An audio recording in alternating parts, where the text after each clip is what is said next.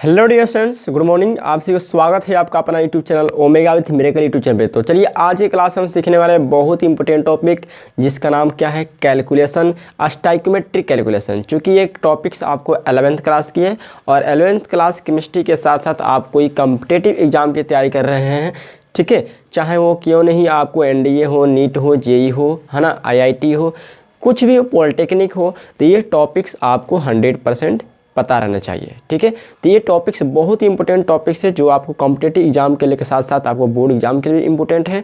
तो आज का टॉपिक्स क्या है, स्टाइकोमेट्रिक कैलकुलेशन, यानी कि आपको स्टाइकोमेट्री का कैलकुलेशन कैसे किया जाता है। सबसे पहले तो आपको जानना पड़ेगा कि स्टाइकोमेट्री होता क्या है ना। स्टाइकोमेट्री होता क्या है। तो अभी तक चैनल पर नया है तो चैनल को सब्सक्राइब कर लेंगे और बेल आइकन को प्रेस कर लेंगे और वीडियो अच्छा तो दोस्तों में शेयर कर देंगे। चलिए आज का टॉपिक्स क्या है हमारा, स्टाइकोमेट्रिक कैलकुलेशन। ठीक है, पहला टॉपिक्स ध्यान देंगे। सबसे पहले बात आती है कि स्टाइकोमेट्री होता क्या है ना। स्टाइकोमेट्री होता क्या है, तो स्टाइकोमेट्री जो होता है ये दो शब्दों से मिलकर बना है, स्टाइकियोन, है ना, स्टाइकियोन एवं मेट्रॉन।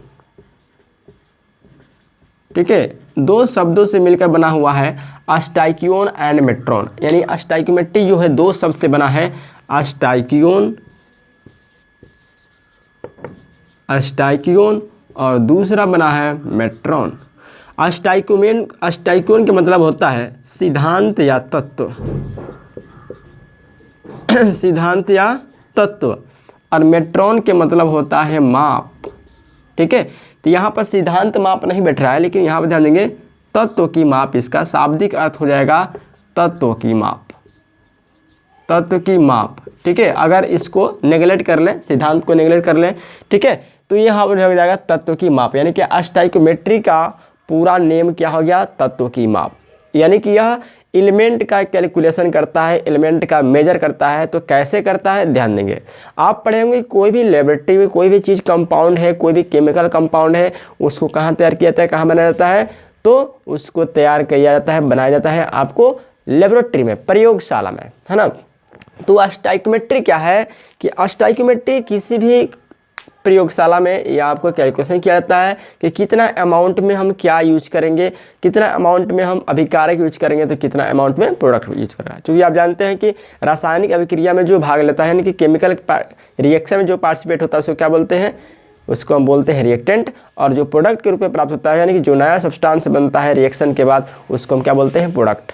तो ये क्या करता है कि जो स्टाइकोमेट्री है ना, ये स्टाइकोमेट्री आपको किसी भी केमिकल रिएक्शन में, है ना, रिएक्टेंट का मास और प्रोडक्ट के मास का क्या होता है, एक रिलेशनशिप बताता है। क्या बताता है, एक रिलेशनशिप बताता है ना। द रिलेशनशिप बिटवीन, है ना, the relationship between magnitude of reactants and products, magnitude of reactants and products is called stoichiometry.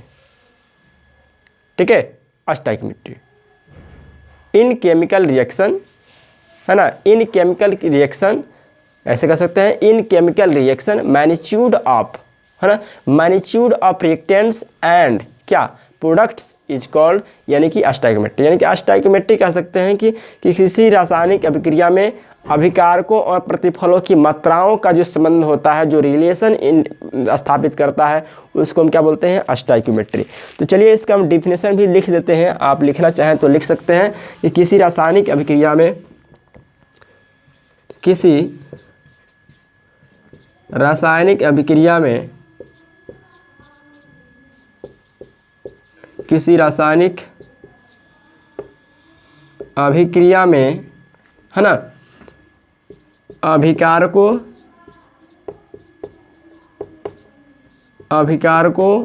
एवं प्रतिफलों के मात्रात्मक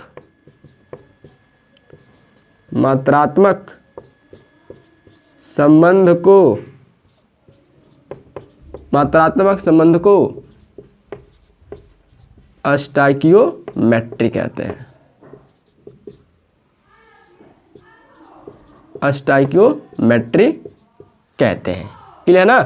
यानी किसी भी केमिकल रिएक्शन में अभिकारकों प्रतिफलों के बीच द रिलेशनशिप बिटवीन, लिख सकते हैं the relationship between magnitude of reactants and product is called stoichiometry. यानी कि स्टोइकियोमेट्री जो है आपको प्रयोगशाला में यूज होने वाला चीज़ है, लेकिन उसको आप भी कैलकुलेशन कर सकते हैं किसने क्यों से, क्योंकि अगर आपको क्वेश्चन कोई दिया जाए तो उसमें आप बता सकते हैं कि इतना अमाउंट में हम रिएक्टेंट यूज करेंगे तो इतना अमाउंट में प्रोडक्ट आपको बनेगा, इतना अमाउंट में प्रोडक्ट आपको प्राप्त होगा। ठीक है, तो चलिए हम देखते हैं कि स्टोइकियोमेट्री में किस तरह से क्वेश्चन को सोल्यूशन किया जाता है, किस तरह के क्वेश्चन को सोल्यूशन किया जाता है। तो ध्यान देंगे, इसको लिख ले सकते हैं, है ना। चलिए देखते हैं क्या कैलकुलेशन होता है, किस तरह के क्वेश्चन आपसे बनता है स्टोइकियोमेट्री पर।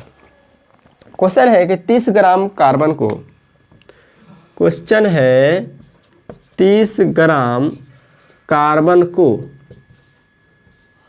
30 ग्राम कार्बन को हवा में जलाने पर, हवा में जलाने पर कितना CO2 प्राप्त होगा। ठीक है, क्वेश्चन को ध्यान से पढ़िए।